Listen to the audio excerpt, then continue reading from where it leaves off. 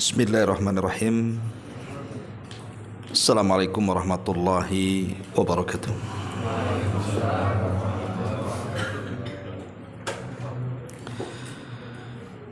Alhamdulillah, wassalatu wassalamu ala rasulillah wa ala alihi wa sahbihi wa mawalah wa la hawla wa la quwata illa billahi wa ba'du. Alhamdulillah, segala puja dan puji hanya milik Allah subhanahu wa ta'ala. Salawat dan juga salam kita hadiahkan kepada Rasul kita Nabi besar Muhammad sallallahu alaihi wasallam. Karena berhubung kita akan masuk atau mungkin sudah masuk ini bulan Sya'ban ini. Sudah masuk ya? Tanggal 1 berarti ya. Tanggal 2 ya? Iya. Mungkin pembahasan di malam hari ini kita akan bicara seputar bulan Sya'ban. Hadirin dan hadirat yang dimuliakan Allah subhanahu wa ta'ala, ada beberapa pembahasan yang kita akan bahas seputar bulan Sya'ban ini.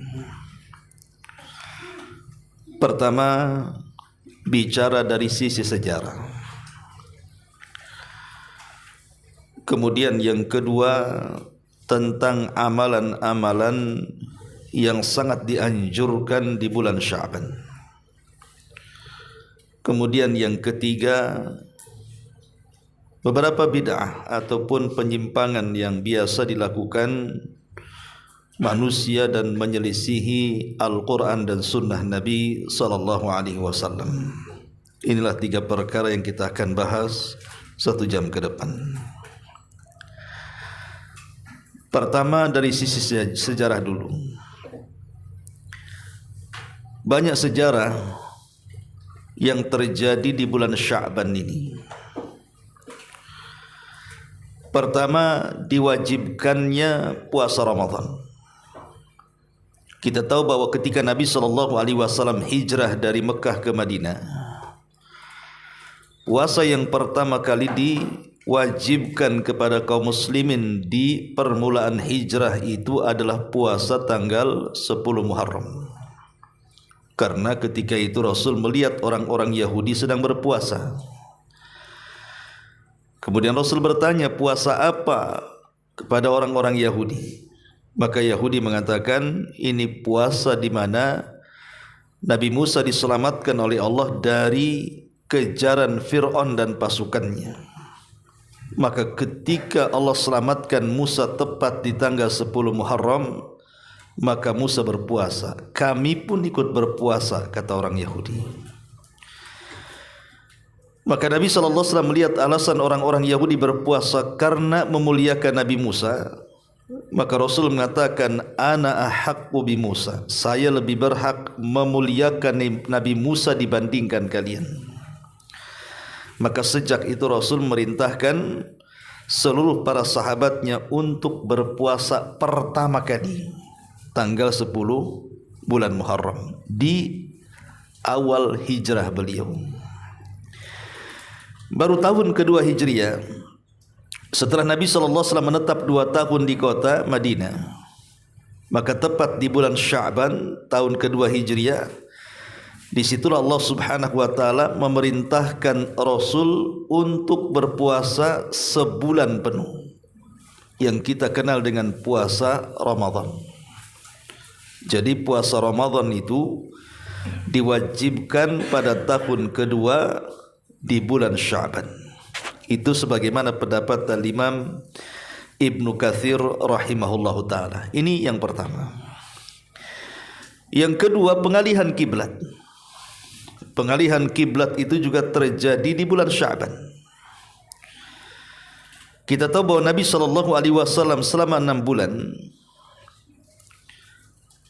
pasca hijrah beliau masih tetap solat menghadap Baitul Maqdis.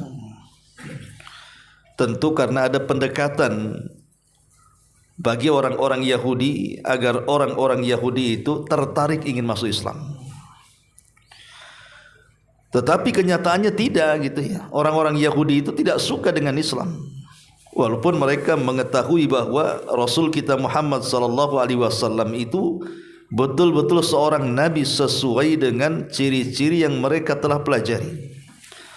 Tapi karena hasad yang kuat mereka menolak kehadiran Nabi sallallahu alaihi wasallam. Makanya setelah 6 bulan di kota Madinah, Nabi kurang selesa, kurang tenang dan ingin mengalihkan kiblatnya ke Baitullah Al-Haram. Dari situ Allah Subhanahu wa taala turunkan ayat qad nara taqalluba wajhika fis sama falanwalliyannaka qiblatan tardaha fawalli wajhaka syatral masjidil haram. Turun surah Al-Baqarah ini tentang pengalihan kiblat dari Baitul Maqdis ke Baitullah Al-Haram. Lah pengalihan kiblat itu terjadi di bulan Sya'ban. Ini yang kedua. Kemudian yang ketiga, perang Bani Mustalik atau dikenal dengan Al-Muraisi, di mana perang ini menyingkap borok-borok orang-orang munafik. Lah dalam peperangan ini Nabi SAW berhasil mengepung Bani Mustalik. Bahkan putri daripada pemimpin Bani Mustalik namanya Juwairiyah tertawan.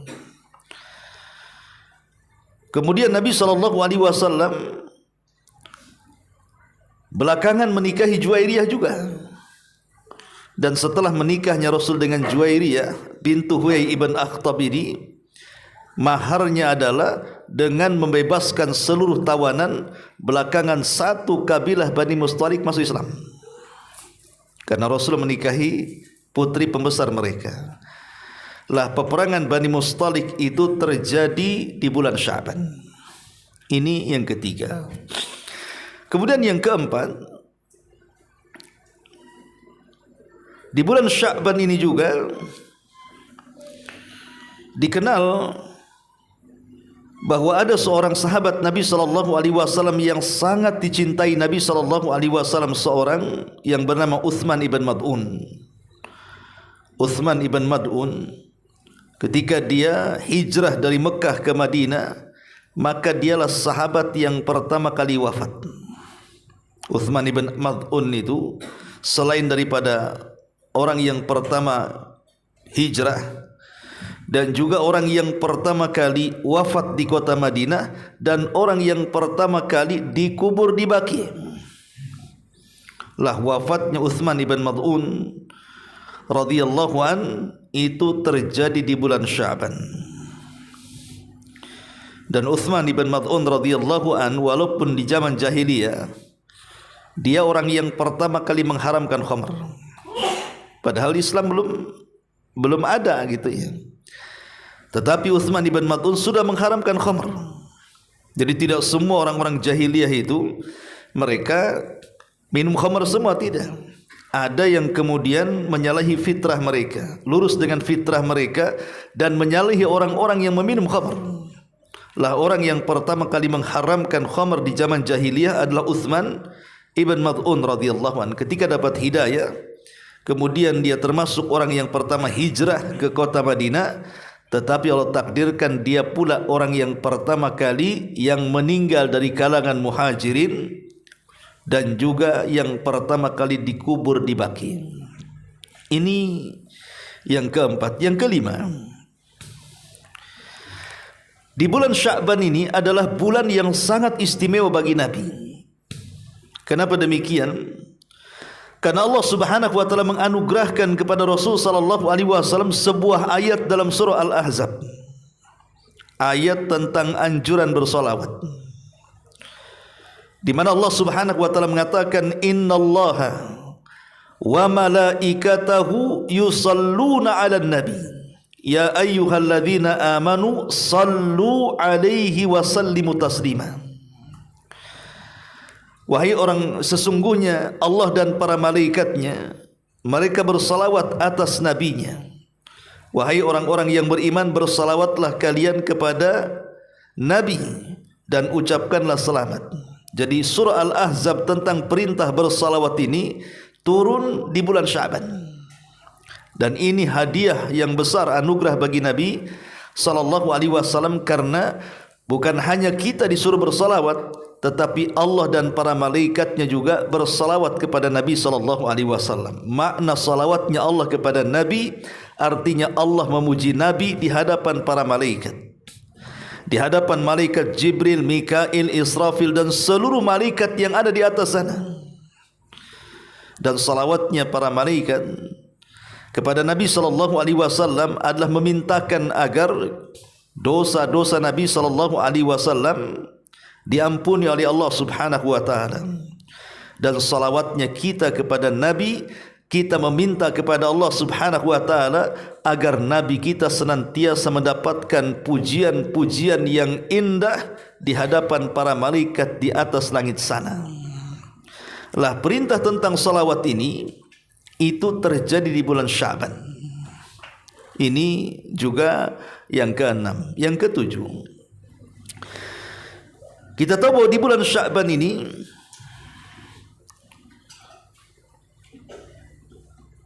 ada seorang sahabat namanya Abdullah ibn Zubair. Dia adalah orang yang pertama kali lahir dari kalangan muhajirin pasca hijrah. Jadi ketika muhajirin hijrah dari Mekah ke Madinah, dari sekian para sahabat yang hijrah itu adalah Zubair ibn Awam. Dia menikah dengan putri Abu Bakar namanya Asma bintu Abi Bakar. Ketika sampai di kota Madinah, lah kebetulan Asma ini sedang hamil.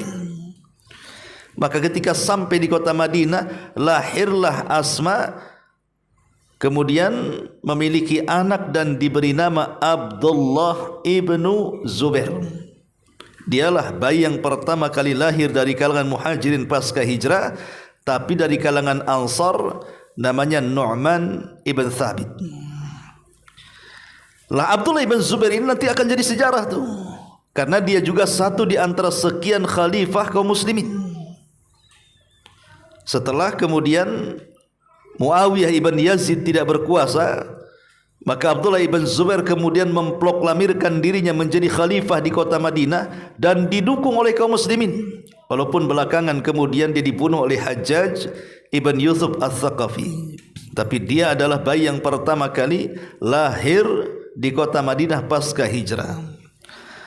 Termasuk juga kelahiran Husain, cucu Nabi SAW, Husain ibn Ali ibn Abi Talib. Itu juga lahir di bulan Sya'ban.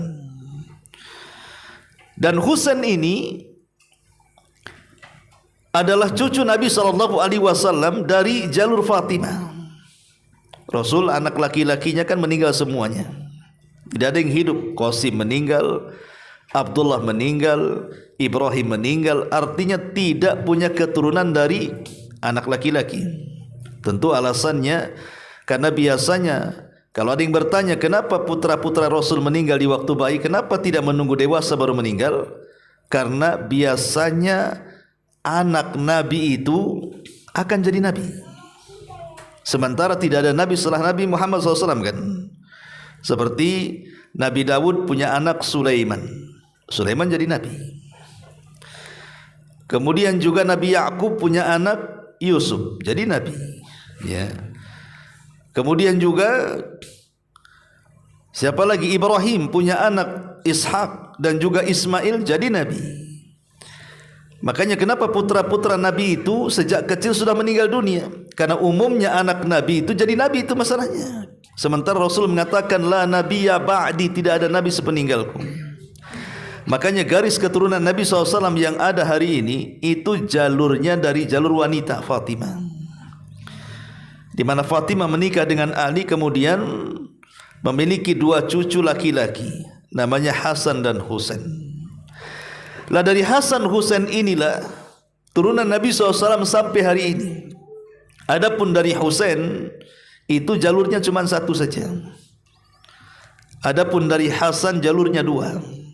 Karena kita tahu bahwa seluruh putra-putra Husain dan Hasan itu meninggal di Karbala, sehingga yang tersisa dari Husain itu cuma satu, yang kita kenal dengan Zainul Abidin, atau namanya Ali ibn Husain ibn Ali ibn Abi Talib.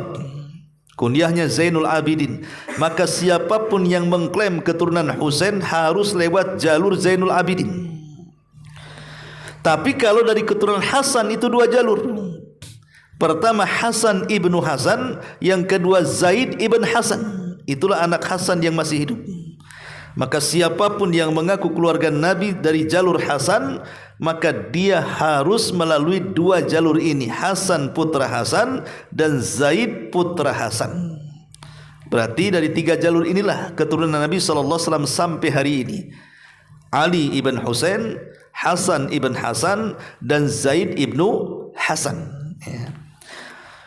Ma'asyiral muslimin yang dimuliakan Allah Subhanahu wa taala, dan banyak lagi tentang sejarah-sejarah seperti wafatnya Imam Al-Laits di Mesir dan banyak lagi. Intinya bahwa Sya'ban ini walaupun dia secara keutamaan tidak ada, dia bukan Ashhurul Hurum, bulan-bulan mulia seperti Dzulqa'dah, Dzulhijjah, Muharram, Rajab. Dia bukan seperti Ramadan, tidak. Secara umum Sya'ban tidak punya keutamaan, tetapi dia adalah bulan bersejarah. Ma'asyiral muslimin yang dimuliakan Allah Subhanahu wa taala, baik saya akan sebutkan dua riwayat tentang keutamaan bulan Sya'ban dan termasuk juga amalan-amalan yang harus kita lakukan. Pertama, hadis Usamah ibnu Zaid. Hadis Usamah ibn Zaid, dan hadis ini dikeluarkan Al-Imam An-Nasa'i dan dinyatakan hasan oleh Syekh Nasiruddin Al-Albani rahimahullahu ta'ala. Jadi dari Usamah ibn Zaid, beliau berkata kepada Nabi SAW, Rasul, aku tidak pernah melihatmu berpuasa selama sebulan dari bulan-bulan yang lainnya kecuali di bulan Sya'ban. Artinya Usamah mengatakan, kenapa Rasul banyak puasa di bulan Sya'ban ini? Kok di bulan-bulan yang lainnya tidak seperti Sya'ban? Ya. Jadi menghabiskan waktunya dengan puasa di bulan Sya'ban itu Nabi. Jadi Usamah bin Zaid, kenapa engkau mengkhususkan Sya'ban dengan memperbanyak puasa? Seolah-olah Usamah bin Zaid mengatakan seperti itu. Dan Usamah ibn Zaid lah cucu angkat Nabi, karena dia putra daripada Zaid ibn Harithah, anak angkat Nabi. Makanya Usamah ibn Zaid bertanya langsung karena tahu kehidupan Rasul dalam rumah kan. Maka Nabi SAW mengatakan, dzaka syahrun, di sini fadilahnya, dzaka syahrun yaghfulun nasu anhu bainar Rajab war Ramadan. Bulan Sya'ban adalah bulan di mana manusia melalaikan bulan ini. Kenapa? Karena terletak di antara dua bulan mulia. Pertama Rajab, Ashhurul Hurum. Yang kedua Ramadan, memang Sayyidus Syuhur, pemimpinnya bulan. Jadi Sya'ban itu terjepit di situ. Sebelumnya Rajab, bulan kemarin, itu bulan Hurum. Dan orang sangat memuliakan bulan Rajab karena ini bulan Hurum gitu ya. Kemudian setelah Rajab Sya'ban, setelah Sya'ban Ramadan. Jadi orang perhatiannya kepada Ramadan, sehingga Sya'ban itu dilupakan. Karena setelah bulan Hurum, satu bulan setelahnya akan masuk ke bulan Ramadan. Makanya Nabi SAW mengatakan, bulan Sya'ban adalah bulan di mana manusia mulai lalai, yaitu di antara bulan Rajab dan Ramadan. Kemudian kata Rasul, wa huwa syahrun turfa'u fihi al-a'mal. Itulah bulan di mana amalan-amalan kita akan diangkat ila Rabbil Alamin, menuju Rabb semesta alam. Fa uhibbu an yurfa'a amali wa ana shaimun, kata Rasul, dan aku suka kalau seandainya puasaku dan aku suka kalau seandainya diangkat amalanku sementara aku sedang berpuasa. Rasul mengatakan, dan aku sangat ingin saat amalanku diangkat, aku sedang berpuasa. Di sini ada 3 poin yang kita akan bahas. Pertama, kalimat dzalika syahrun yaghfulun nasu anhu bainar Rajabi wa Sya'ban. Itulah bulan Sya'ban adalah bulan yang terjepit di antara 2 bulan mulia, sehingga manusia lalai ketika berada di bulan Sya'ban. Pertama bulan Rajab, bulan Hurum, dan yang kedua bulan Ramadan, bulan yang merupakan pemimpinnya bulan-bulan. Ma'asyiral muslimin yang dimuliakan Allah Subhanahu wa taala. Al-Hafidz Ibnu Rajab Al-Hambali rahimahullahu taala mengatakan, ketika beliau memberikan catatan kenapa bulan Sya'ban itu Nabi suka melakukan puasa sunnah dibandingkan bulan-bulan yang lainnya. Kata beliau, afdalut tatawwu' ma kana qariban min Ramadan qablahu wa ba'dahu. Seutama-utama ibadah tatawu, maksudnya ibadah sunnah, adalah yang dekat dengan Ramadan, baik sebelum atau sesudahnya. Untuk memudahkan kalimat ini, kita akan buat analogi yang lain. Jadi kalau seandainya kita bicara tentang sholat sunnah kan banyak, ikhwan, ya. Tapi para ulama mengatakan solat sunnah yang paling afdol adalah yang berdekatan dengan yang wajib. Apa itu? Rawatib, yang disebut dengan qabliyah dan ba'diyah. Itu solat sunnah yang paling afdol. Baik qabliyah ataupun ba'diyah, dua-duanya afdal. Karena solat sunnah rawatib itu adalah solat sunnah yang bisa menembel kekurangan saat melaksanakan solat wajib. Maka begitu juga puasa sunnah. Puasa sunnah ini kalau dia tepat waktunya berdekatan dengan puasa wajib, maka lebih afdal dibandingkan puasa-puasa sunnah yang lainnya. Jadi seolah-olah kalau solat itu ada qobliyah, ada ba'diyah, maka puasa juga sama, ada qobliyah, ada ba'diyah. Qobliyahnya Sya'ban, ba'diyahnya Syawal. Maka orang yang berpuasa di bulan Sya'ban itu sama dengan qobliyah solat. Orang yang berpuasa di bulan Syawal itu sama dengan ba'diyahnya solat. Lah kata Al-Hafidz Ibnu Rajab, seafdal-afdalnya ibadah tatawu, ibadah sunnah adalah yang mendekati Ramadan, baik sebelum atau sesudahnya. Dari sini kita tahu bahwa puasa di bulan Sya'ban ini sangat dianjurkan. Apakah itu puasa Senin Kamis, apakah itu puasa Ayyamul Bid, apakah itu puasa Daud, apakah itu puasa yang sifatnya nazar, yang sifatnya kafarah, yang sifatnya nyaur hutang qadha, ya, pokoknya puasa apa saja. Atau mungkin yang disebut dengan puasa mutlak. Puasa mutlak antum puasa tiap hari. Puasa mutlak itu bukan Senin Kamis, bukan Ayyamul Bid, bukan Daud. Nah, puasa mutlak itu ya mutlak saja, antum puasa tiap hari diniatkan karena Allah. Dan itu disyaratkan dalam sabda Nabi sallallahu alaihi wasallam, "Man shoma yawman fi sabilillah, ba'adallahu wajhahu anin nari sab'ina kharifan."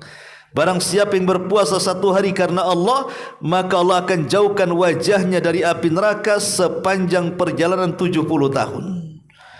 Kata para ulama mengatakan hadis ini menunjukkan tentang pensyariatan puasa mutlak. Jadi setiap hari antum puasa niatnya karena Allah Subhanahu wa taala. Tetapi kata para ulama, walaupun kita dibolehkan puasa mutlak di bulan Sya'ban, tapi jumlahnya jangan sampai sama dengan Ramadan. Kalau Ramadan 1 bulan, kalau Sya'ban itu kurangi dari 1 bulan. Umpamanya di tanggal 27 berhenti, gitu ya. Atau di tanggal 28 berhenti. Jangan dihabiskan. Karena 1 atau 2 hari sebelum Ramadan itu ada hari yang diragukan di situ. Yang kalau kita berpuasa di hari yang diragukan, kata Nabi SAW, faqad asa Abul Qasim, maka dia telah bermaksiat kepada Nabi SAW Abul Qasim. Jadi intinya bahwa di bulan Sya'ban itu perbanyak puasa. Makanya Al-Hafidz Rajab mengatakan, walamma kana Sya'ban kal muqaddimati li Ramadan, fa innahu yakunu fihi syai'un mimma yakunu fi Ramadan minas siyami wa qiraatil Qur'ani was sadaqati. Beliau mengatakan Sebagaimana Sya'ban ini adalah sesuatu yang bersifat muqaddimah masuknya bulan Ramadan, maka sebaiknya amalan-amalan yang banyak dilakukan di bulan Ramadan lakukanlah di bulan Sya'ban supaya menjadi sebuah kebiasaan. Kemudian boleh mencontohkan 3 amalan. Pertama puasa, yang kedua baca Quran, dan yang ketiga sedekah. Karena 3 amalan inilah yang akan banyak dilakukan di bulan Ramadan. Ma'asyiral muslimin yang dimuliakan Allah Subhanahu wa taala. Di sini Nabi sallallahu alaihi wasallam mengatakan bahwa bulan Rajab ini adalah bulan yang dilalaikan. Ada sebuah kaidah. Ikhwatu fillah muliakan Allah Subhanahu wa taala. Bahwa bulan yang dilalaikan, kalau seandainya kita keluar dari kelalaian yang manusia lalai dari bulan itu, maka amal apapun yang kita lakukan di tengah-tengah kelalaian manusia, pasti amalan itu bernilai di hadapan Allah. Dan umumnya memang bulan Sya'ban itu kan lalai, karena mikirnya Ramadan kan. Saya harus cari duit nih di bulan Sya'ban ini. Jangan sampai Ramadan saya sibuk pula nyari duit. Saya harus renovasi rumah nih di bulan Sya'ban. Jangan sampai Ramadan pula rumah jelek. Sibuk ganti gorden kan itu, sibuk ganti cat ya. Jadi orang enggak terpikir Sya'ban ini untuk ibadah karena mikirnya Ramadan tuh.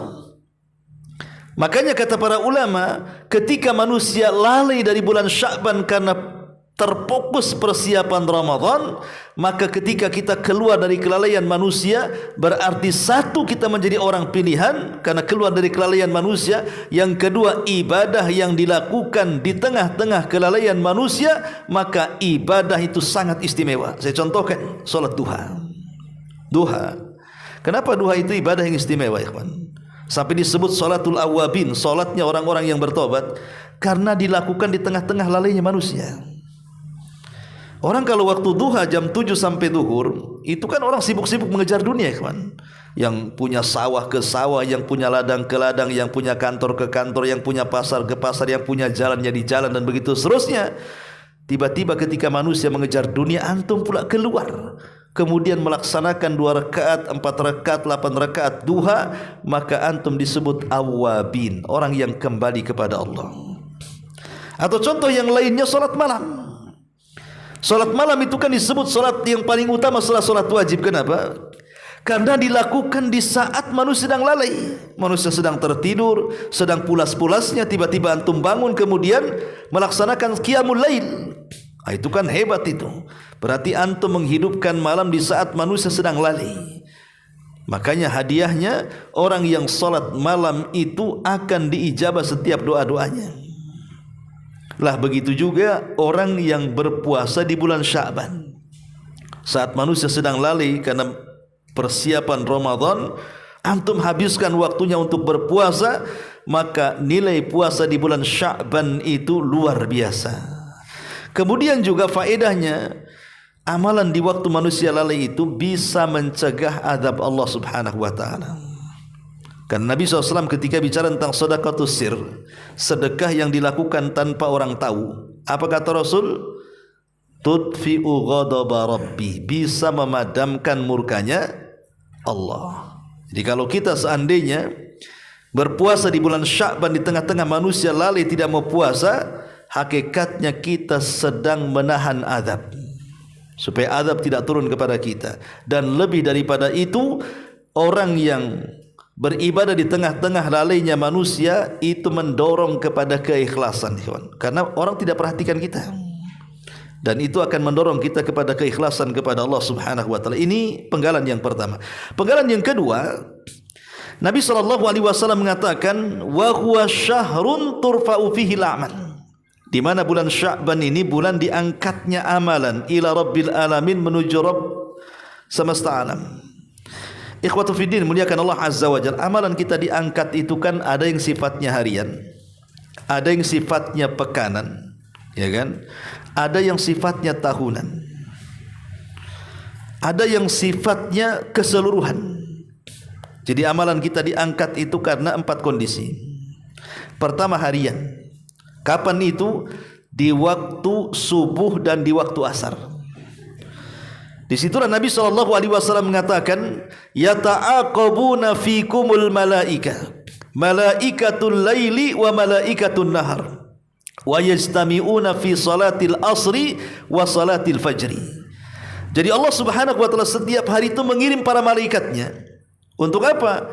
Untuk mencatat kebaikan kita. Di sana ada malaikat malam yang mencatat kebaikan di malam hari, di sana ada malaikat siang yang mencatat kebaikan di siang hari. Lah, amalan yang diangkat dari kebaikan-kebaikan siang itu kapan? Di waktu asar. Dan amalan-amalan kebaikan yang kita lakukan di waktu malam diangkat kapan? Di waktu fajar. Jadi saat fajar itulah malaikat akan naik melaporkan kebaikan kita di malam hari. Apakah kita tahajud, apakah kita baca Quran, apakah kita berdoa, apakah kita berzikir, apakah kita bersedekah. Lah dilaporkan tuh di waktu fajar. Kemudian malaikat naik sampai ke Sidratil Muntaha. Adapun orang yang berbuat baik di siang hari dilaporkannya di waktu asar. Malaikat akan naik ke langit dan melaporkan, ini orang ini selama siang mungkin dia ziarah kubur, mungkin dia mengunjungi orang sakit, mungkin dia membantu fakir miskin, boleh jadi dia puasa sunnah atau solat sunnah dan begitu seterusnya. Maka di waktu asar ini malaikat naik melaporkan kepada Allah dan mereka melesat sampai ke Sidratil Muntaha. Ini sifatnya harian. Yang kedua sifatnya mingguan. Kapan itu? Senin dan Kamis. Makanya kenapa di hari Senin dan Kamis itu disunahkan puasa kan? Karena memang disitulah amalan kita diangkat. Setiap hari Senin dan Kamis itu amalan kita diangkat oleh Allah Subhanahu wa taala dan dilihat selama satu pekan itu. Kemudian ada yang sifatnya tahunan. Itulah di bulan Sya'ban. Lah di bulan Sya'ban ini tidak melihat waktu. Kalau harian kan nunggu asar dan fajar. Kalau mingguan nunggu Senin dan Kamis. Kalau Sya'ban ini 1 bulan. Dia akan diangkat setiap waktunya dalam setiap hari yang selama 1 bulan itu kita akan diangkat amalan kita. Jadi kapanpun antum beramal soleh di bulan Sya'ban itu, di situ amalan kita langsung diangkat. Dan tentunya yang terakhir, yang keempat adalah mengangkat seluruh amalan dan tidak akan ada amalan lagi di dunia. Kapan itu? Saat kematian kita. Saat ruh kita dicabut. Kalau kita seorang mukmin maka kita akan diangkat ruhnya sampai ke langit pertama sampai ke 7 sana dan catatan amal kita mengikuti dari bawah. Setelah berjumpa dengan Allah Subhanahu wa taala, Allah katakan kembalikan ruh ke dalam jasadnya, tapi amalannya, catatan amalannya biarkan menaik dan letakkan fil iliyin.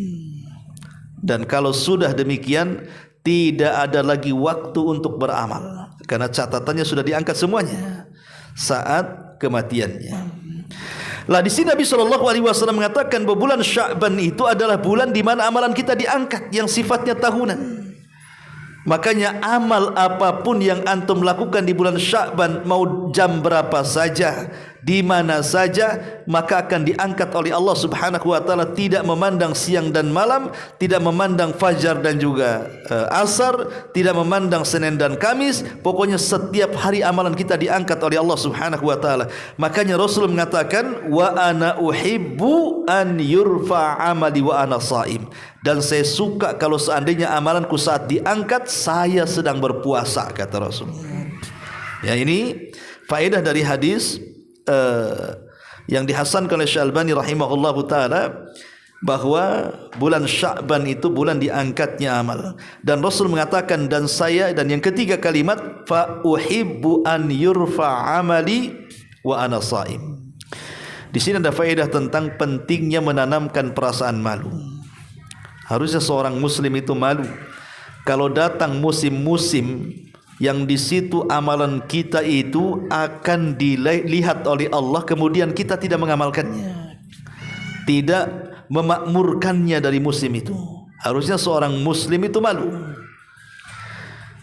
Ini datang di bulan Ramadan, malu kalau seandainya selama Ramadan lewat begitu saja gitu ya. Oh, ini kemarin Rajab nih, malu kalau seandainya masuk Rajab kok jalan begitu saja, nggak ada manfaatnya. Lah begitu juga Sya'ban. Sampai Rasul mengatakan, dan saya sangat ingin ketika amalanku diangkat saya sedang berpuasa. Jadi Rasul tidak mau kemudian menyanyiakan bulan Sya'ban itu lewat begitu saja gitu maksudnya. Kalau bisa perbanyak amal saleh di bulan Sya'ban ini. Ini kesempatan supaya amalan kita diangkat oleh Allah Subhanahu wa taala. Ini hadis yang pertama. Kemudian hadis yang kedua. Hadis dari Aisyah. Hadis dari Mu'adz bin Jabal radhiyallahu an dari Nabi sallallahu alaihi wasallam. Kata Nabi sallallahu alaihi wasallam, "Yattali'ullahu ila jami'i khalqihi lailatan nisfi min Sya'ban. Fayaghfiru li jami'i khalqihi illa li musyrikin aw musakhin." Allah akan mendatangi seluruh makhluknya di malam pertengahan Sya'ban. Dia pun mengampuni seluruh makhluk kecuali dua orang. Pertama orang musyrik, dan yang kedua musakhin, orang yang ada kedengkian dan hasad dalam hatinya kepada sesamanya. Hadis ini memang dipertentangan tentang sahih dan tidaknya. Tetapi sebagian para ulama seperti Syekh Albani mensahihkan hadis ini. Di sini Nabi SAW mengatakan Allah akan datang di pertengahan Sya'ban, kemudian melihat seluruh hambanya pertengahan Sya'ban nanti. Kemudian setelah melihat hamba-hambanya yang ada di permukaan bumi, maka Allah akan ampuni semua dosa-dosa mereka kecuali dua. Tidak akan diampuni. Pertama orang musyrik, dan yang kedua orang yang dalam hatinya penuh dengan hasad dan kedengkian. Maka di sini ada isyarat, selain kita memperbanyak puasa di bulan Sya'ban, berarti di sana ada amalan yang jauh lebih besar dibandingkan itu. Pertama, menjaga akidah. Jaga iman dan akidah di bulan Sya'ban. Jangan sampai masuk dalam dunia-dunia kesyirikan. Datang ke dukun, percaya kepada tangkal, datang ke kuburan meminta-minta, dan begitu seterusnya. Maka siapapun yang melakukan kesyirikan di bulan Sya'ban, Allah tidak akan ampuni dosanya dan tidak akan diangkat amalannya.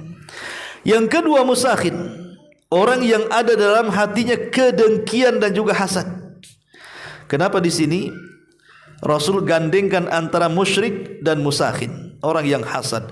Karena ada kemiripan ikhwan antara musyrik dan juga orang yang hasad itu. Apa kemiripannya? Sama-sama dosa yang bisa melunturkan pahala. Ketika Nabi mengatakan soal hasad, apa kata Rasul? Iyyakum wal hasad, fa innal hasada ya'kulu hasanat kama ta'kulu nar al-khatab. Hati-hati kalian jangan hasad, karena hasad itu bisa menghilangkan seluruh kebaikan kalian seperti api melahap kayu bakar, kata Rasul. Jadi hasad itu bisa menghilangkan kan kebaikan kita. Lah, syirik juga sama. Allah mengatakan la in asyrakta la yahbatanna amaluka wa la takunanna minal khasirin. Jika engkau melakukan kesyirikan ya Muhammad, habis tu amalan kamu. Lah di sini ada kemiripan antara syirik dan hasad, sama-sama menggugurkan amalan gitu maksudnya. Tapi tentu syirik ini lebih parah dibandingkan hasad. Tapi yang jelas kenapa Rasulullah SAW menyebutkan dua dosa ini, karena sama-sama bisa menghancurkan pahala di bulan Sya'ban. Jangan melakukan kesyirikan karena pahala kita akan hilang. Jangan pula menanamkan hasad karena kebaikan kita akan musnah. Maka hindari dua perkara ini di bulan Sya'ban. Jangan syirik dan jangan hasad. Nah dari sini kita tahu bahwa jangan menunggu Idul Fitri orang minta maaf itu. Kenapa kau tidak minta maaf? Nunggulah Lebaran katanya. Nanti sampai Lebaran baru minta maaf katanya. Kalau ingin minta maaf sekarang nih waktunya Sya'ban ini, supaya jangan ada kedengkian gitu maksudnya kan. Kan kalau udah minta maaf kan sudah hilang dengkinya tuh. Kalau minta maaf-maafan ya sekarang ini, supaya masuk Ramadan itu kita tidak canggung berjumpa dengan orang-orang yang selama sebelum Ramadan kita melakukan pertengkaran dengan dia. Nah, sekarang waktunya minta maaf. Supaya masuk Ramadan itu bersih hatinya dan bersih lisannya. Nah di sini Nabi SAW mengatakan bahwa Allah akan melihat makhluknya di pertengahan Sya'ban. Kemudian Allah akan ampuni semua makhluknya kecuali dua manusia, orang yang melakukan kesyirikan dan orang yang menanamkan permusuhan atau kedengkian. Ini yang kedua. Yang ketiga adalah perkataan para ulama, bukan hadis Nabi SAW. Di antaranya adalah yang dikatakan oleh Al-Hafidz Ibnu Rajab rahimahullahu taala, bahwa Sya'ban ini kal muqaddimati fi Ramadan, seperti muqaddimah masuknya Ramadan. Maka amalan yang paling banyak disyariatkan adalah qiraatul Quran. Makanya ada ulama mengatakan bahwa Sya'ban itu syahrul qurra, dia adalah bulannya bagi para pembaca Quran. Jadi ini amalan yang kedua. Yang ketiga adalah memperbanyak baca Quran. Jadi kalau kita mau ringkas semuanya ya karena waktu, pertama, bertobatlah kepada Allah Subhanahu wa taala di bulan Sya'ban. Bertobat, berhenti dari dosa. Ya. Yang kedua, perbanyak puasa di bulan Sya'ban. Ya. Kemudian yang ketiga, perbanyak baca Quran dan zikir di bulan Sya'ban. Kemudian yang keempat, bersihkan hati di bulan Sya'ban, terutama dari kesyirikan dan juga dari kedengkian. Dan yang terakhir tentunya adalah banyak-banyak berdoa kepada Allah Subhanahu wa taala di bulan Sya'ban, semoga kita bisa mendapatkan Ramadan. Karena betapa banyak kematian mendadak pada hari ini. Kita ingin berjumpa dengan Ramadan, tetapi takdir pula yang memisahkan kita sehingga banyak saudara kita yang tidak berjumpa dengan Ramadan. Ma'asyiral muslimin yang dimuliakan Allah Subhanahu wa taala, dan sebagai nasihat terakhir adalah bahwa karena bulan Sya'ban ini adalah bulan yang sangat istimewa, walaupun dia tidak termasuk bulan-bulan hurumnya, tetapi di sini disunahkan banyak berpuasa karena ada beberapa hikmah yang disebutkan para ulama. Kenapa antum disuruh banyak puasa di bulan Sya'ban itu? Apa hikmahnya? Pertama hikmahnya, kata ulama, li ta'zimi Ramadan, untuk mengagungkan bulan Ramadan. Ini yang pertama. Yang kedua, hikmahnya adalah kana yanshaghilu an saumi ayyami thalath min kulli syahrin li safarin aw ghairihi fatastami'u fayaqdiha fi Sya'ban.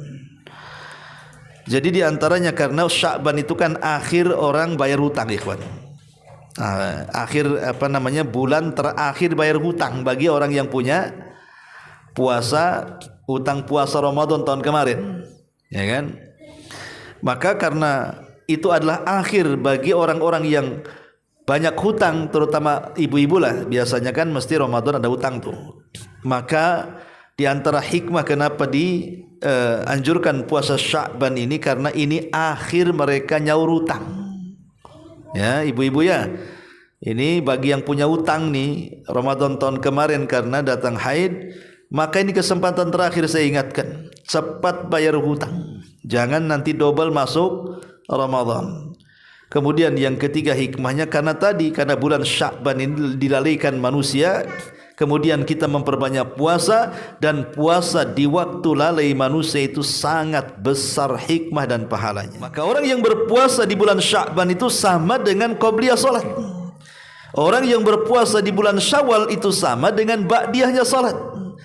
Lah kata Al-Hafidz Ibnu Rajab, seafdal-afdalnya ibadah tatawu, ibadah sunnah adalah yang mendekati Ramadan, baik sebelum atau sesudahnya.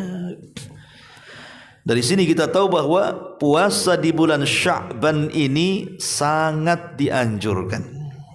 Apakah itu puasa Senin Kamis, apakah itu puasa Ayyamul Bid, apakah itu puasa Daud, apakah itu puasa yang sifatnya nazar, yang sifatnya kafarah, yang sifatnya nyaur hutang qada, ya, pokoknya puasa apa saja. Atau mungkin yang disebut dengan puasa mutlak, Puasa mutlak antum puasa tiap hari. Puasa mutlak itu bukan Senin Kamis, bukan Ayyamul Bid, bukan Daud. Nah, puasa mutlak itu ya mutlak saja, antum puasa tiap hari diniatkan karena Allah. Dan itu disyaratkan dalam sabda Nabi sallallahu alaihi wasallam, "Man shoma yawman fi sabilillah, ba'adallahu wajahu anin nari sab'ina kharifah." Barang siapa yang berpuasa satu hari karena Allah, maka Allah akan jauhkan wajahnya dari api neraka sepanjang perjalanan 70 tahun. Kata para ulama mengatakan hadis ini menunjukkan tentang pensyariatan puasa mutlak. Jadi setiap hari antum puasa, niatnya karena Allah Subhanahu wa taala. Tetapi kata para ulama, walaupun kita dibolehkan puasa mutlak di bulan Sya'ban, tapi jumlahnya jangan sampai sama dengan Ramadan. Kalau Ramadan 1 bulan, kalau Sya'ban itu kurangi dari 1 bulan. Umpamanya di tanggal 27 berhenti, gitu ya. Atau di tanggal 28 berhenti. Jangan dihabiskan. Karena 1 atau 2 hari sebelum Ramadan itu ada hari yang diragukan di situ. Yang kalau kita berpuasa di hari yang diragukan, kata Nabi SAW, faqad asa Abul Qasim, maka dia telah bermaksiat kepada Nabi SAW Abul Qasim. Jadi intinya bahwa di bulan Sya'ban itu perbanyak puasa. Makanya Al-Hafidh Rajab mengatakan, walamma kana Sya'ban kal muqaddimati li Ramadan, fa innahu yakunu fihi syai'un mimma yakunu fi Ramadan minas siyami wa qiraatil Qur'ani was sadaqati. Beliau mengatakan sebagaimana Sya'ban ini adalah sesuatu yang bersifat muqaddimah masuknya bulan Ramadan, maka sebaiknya amalan-amalan yang banyak dilakukan di bulan Ramadan lakukanlah di bulan Sya'ban supaya menjadi sebuah kebiasaan. Kemudian beliau mencontohkan 3 amalan. Pertama puasa, yang kedua baca Quran, dan yang ketiga sedekah. Karena 3 amalan inilah yang akan banyak dilakukan di bulan Ramadan. Ma'asyiral muslimin yang dimuliakan Allah Subhanahu wa taala. Di sini Nabi sallallahu alaihi wasallam mengatakan bahwa bulan Rajab ini adalah bulan yang dilalaikan. Ada sebuah kaidah. Ikhwatul fillah muliakan Allah Subhanahu wa taala, bahwa bulan yang dilalaikan, kalau seandainya kita keluar dari kelalaian yang manusia lalai dari bulan itu, maka amal apapun yang kita lakukan di tengah-tengah kelalaian manusia, pasti amalan itu bernilai di hadapan Allah. Dan umumnya memang bulan Sya'ban itu kan lalai, karena mikirnya Ramadan kan. Saya harus cari duit nih di bulan Sya'ban ini. Jangan sampai Ramadan saya sibuk pula nyari duit. Saya harus renovasi rumah nih di bulan Sya'ban. Jangan sampai Ramadan pula rumah jelek. Sibuk ganti gorden kan itu. Sibuk ganti cat ya. Jadi orang enggak terpikir Sya'ban ini untuk ibadah karena mikirnya Ramadan tuh. Makanya kata para ulama, ketika manusia lalai dari bulan Sya'ban karena terfokus persiapan Ramadan, maka ketika kita keluar dari kelalaian manusia, berarti satu, kita menjadi orang pilihan karena keluar dari kelalaian manusia. Yang kedua, ibadah yang dilakukan di tengah-tengah kelalaian manusia, maka ibadah itu sangat istimewa. Saya contohkan, solat duha. Kenapa duha itu ibadah yang istimewa, ikhwan? Sampai disebut salatul awabin, salatnya orang-orang yang bertobat, karena dilakukan di tengah-tengah lalainya manusia. Orang kalau waktu duha jam 7 sampai zuhur, itu kan orang sibuk-sibuk mengejar dunia, kawan. Yang punya sawah ke sawah, yang punya ladang ke ladang, yang punya kantor ke kantor, yang punya pasar ke pasar, yang punya jalannya di jalan, dan begitu seterusnya. Tiba-tiba ketika manusia mengejar dunia, antum pula keluar, kemudian melaksanakan 2 rakaat, 4 rakaat, 8 rakaat duha, maka antum disebut awabin, orang yang kembali kepada Allah. Atau contoh yang lainnya, solat malam. Solat malam itu kan disebut solat yang paling utama setelah solat wajib. Kenapa? Karena dilakukan di saat manusia sedang lalai, manusia sedang tertidur, sedang pulas-pulasnya, tiba-tiba antum bangun kemudian melaksanakan qiyamul lail. Itu kan hebat itu. Berarti antum menghidupkan malam di saat manusia sedang lalai. Makanya hadiahnya, orang yang salat malam itu akan diijabah setiap doa-doanya. Lah begitu juga orang yang berpuasa di bulan Sya'ban. Saat manusia sedang lalai karena persiapan Ramadan, antum habiskan waktunya untuk berpuasa, maka nilai puasa di bulan Sya'ban itu luar biasa. Kemudian juga faedahnya, amalan di waktu manusia lalai itu bisa mencegah azab Allah Subhanahu wa taala. Karena Nabi SAW ketika bicara tentang sedekatus sir, sedekah yang dilakukan tanpa orang tahu, apa kata Rasul? Tudfi'u ghadaba rabbi, bisa memadamkan murkanya Allah. Jadi kalau kita seandainya berpuasa di bulan Sya'ban di tengah-tengah manusia lalai tidak mau puasa, hakikatnya kita sedang menahan azab, supaya azab tidak turun kepada kita. Dan lebih daripada itu, orang yang beribadah di tengah-tengah lalainya manusia itu mendorong kepada keikhlasan, karena orang tidak perhatikan kita, dan itu akan mendorong kita kepada keikhlasan kepada Allah Subhanahu wa taala. Ini penggalan yang pertama. Penggalan yang kedua, Nabi SAW mengatakan, wa huwa syahrun turfa'u fihi al-a'mal, di mana bulan Sya'ban ini bulan diangkatnya amalan ila rabbil alamin, menuju Rabb semesta alam. Ikhwatu fiddin, muliakan Allah Azza wa Jalla. Amalan kita diangkat itu kan ada yang sifatnya harian, ada yang sifatnya pekanan, ya kan? Ada yang sifatnya tahunan, ada yang sifatnya keseluruhan. Jadi amalan kita diangkat itu karena 4 kondisi. Pertama, harian. Kapan itu? Di waktu subuh dan di waktu asar. Di situlah Nabi SAW mengatakan, yata'aqabuna fikumul malaika, malaikatul laili wa malaikatul nahar, wa yajtami'una fi salatil asri wa salatil fajri. Jadi Allah Subhanahu wa taala setiap hari itu mengirim para malaikatnya. Untuk apa? Untuk mencatat kebaikan kita. Di sana ada malaikat malam yang mencatat kebaikan di malam hari, di sana ada malaikat siang yang mencatat kebaikan di siang hari. Lah, amalan yang diangkat dari kebaikan-kebaikan siang itu kapan? Di waktu asar. Dan amalan-amalan kebaikan yang kita lakukan di waktu malam diangkat kapan? Di waktu fajar. Jadi saat fajar itulah malaikat akan naik melaporkan kebaikan kita di malam hari. Apakah kita tahajud, apakah kita baca Quran, apakah kita berdoa, apakah kita berzikir, apakah kita bersedekah. Lah dilaporkan tuh di waktu fajar. Kemudian malaikat naik sampai ke Sidratil Muntaha.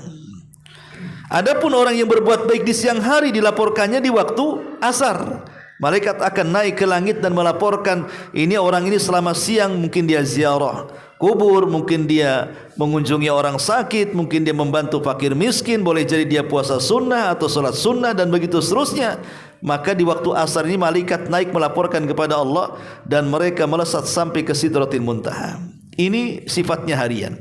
Yang kedua, sifatnya mingguan. Kapan itu? Senin dan Kamis. Makanya kenapa di hari Senin dan Kamis itu disunahkan puasa kan? Karena memang disitulah amalan kita diangkat. Setiap hari Senin dan Kamis itu amalan kita diangkat oleh Allah Subhanahu wa taala dan dilihat selama 1 pekan itu. Kemudian ada yang sifatnya tahunan, itulah di bulan Sya'ban. Lah di bulan Sya'ban ini tidak melihat waktu.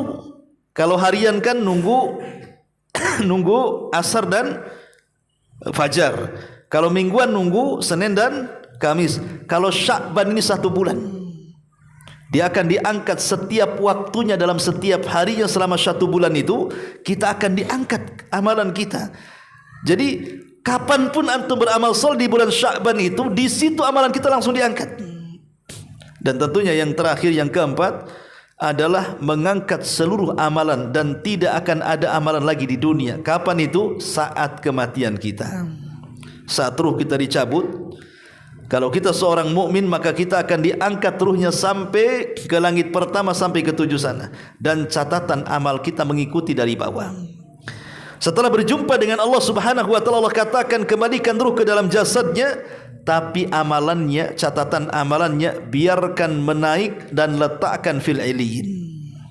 Dan kalau sudah demikian, tidak ada lagi waktu untuk beramal, karena catatannya sudah diangkat semuanya saat kematiannya. Lah di sini Nabi SAW mengatakan bahwa bulan Sya'ban itu adalah bulan di mana amalan kita diangkat yang sifatnya tahunan.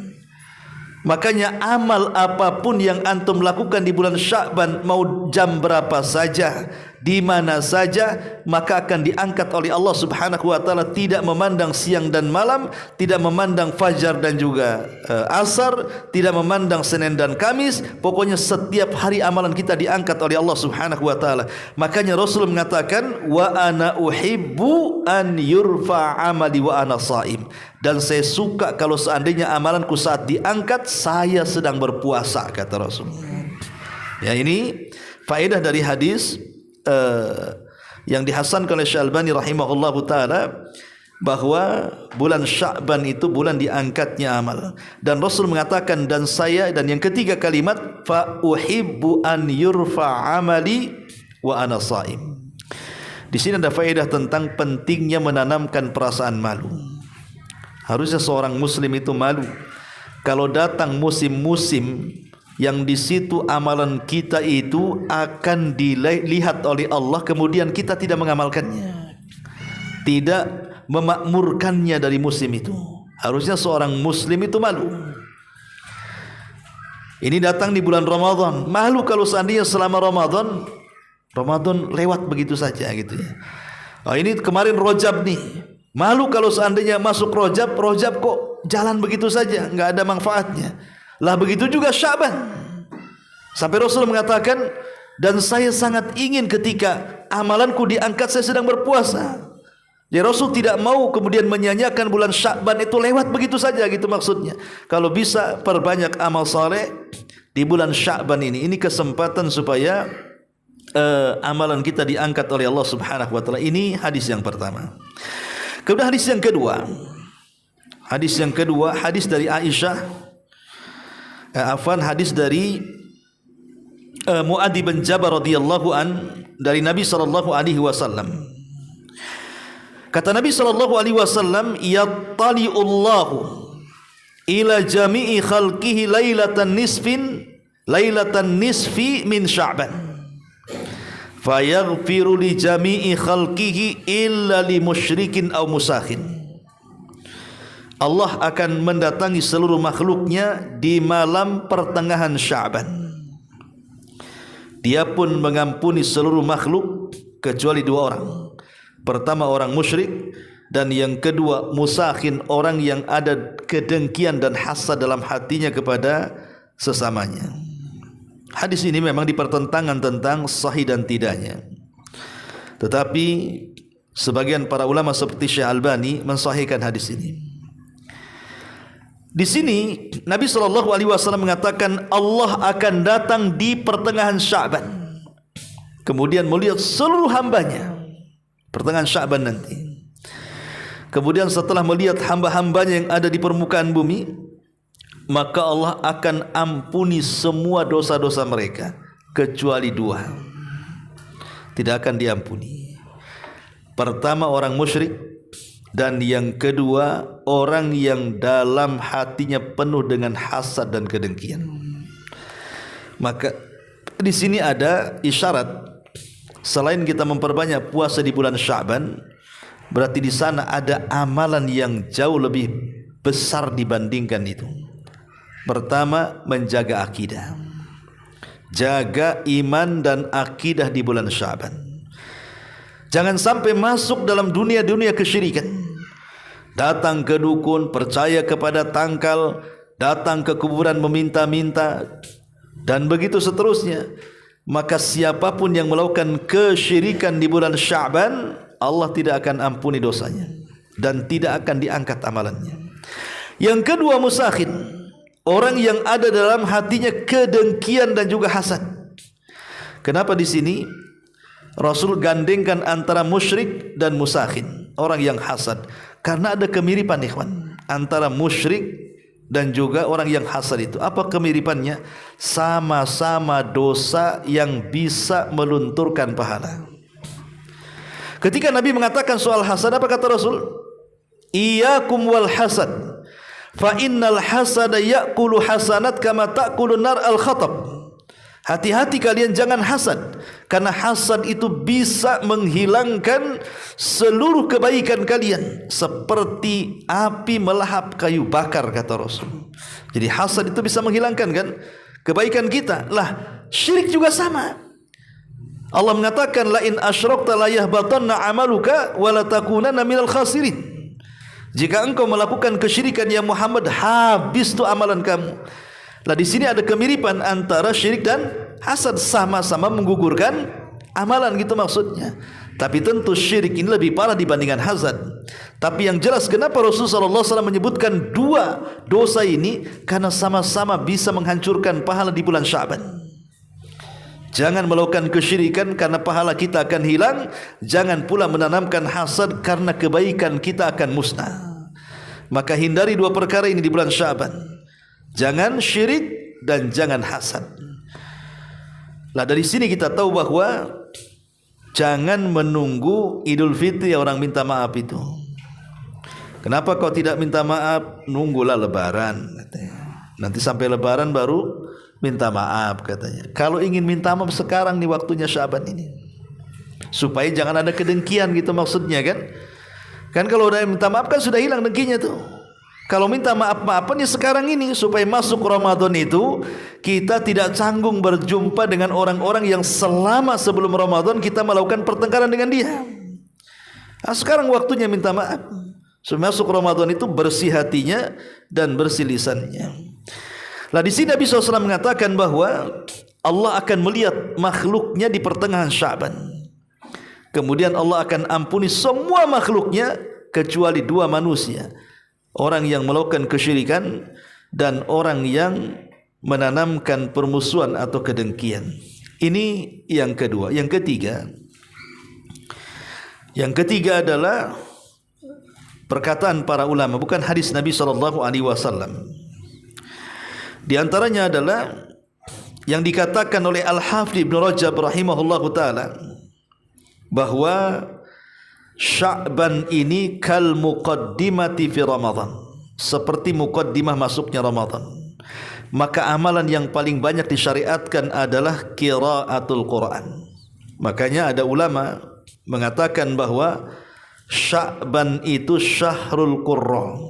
Dia adalah bulannya bagi para pembaca Quran. Jadi ini amalan yang kedua. Yang ketiga adalah memperbanyak baca Quran. Jadi kalau kita mau ringkas semuanya ya karena waktu, pertama, bertobatlah kepada Allah Subhanahu wa taala di bulan Sya'ban. Bertobat, berhenti dari dosa. Ya. Yang kedua, perbanyak puasa di bulan Sya'ban. Ya. Kemudian yang ketiga, perbanyak baca Quran dan zikir di bulan Sya'ban. Kemudian yang keempat, bersihkan hati di bulan Sya'ban, terutama dari kesyirikan dan juga dari kedengkian. Dan yang terakhir tentunya adalah banyak-banyak berdoa kepada Allah Subhanahu wa taala di bulan Sya'ban, semoga kita bisa mendapatkan Ramadan. Karena betapa banyak kematian mendadak pada hari ini. Kita ingin berjumpa dengan Ramadan, tetapi takdir pula yang memisahkan kita sehingga banyak saudara kita yang tidak berjumpa dengan Ramadan. Ma'asyiral muslimin yang dimuliakan Allah Subhanahu wa taala, dan sebagai nasihat terakhir adalah bahwa karena bulan Sya'ban ini adalah bulan yang sangat istimewa, walaupun dia tidak termasuk bulan-bulan hurum ya.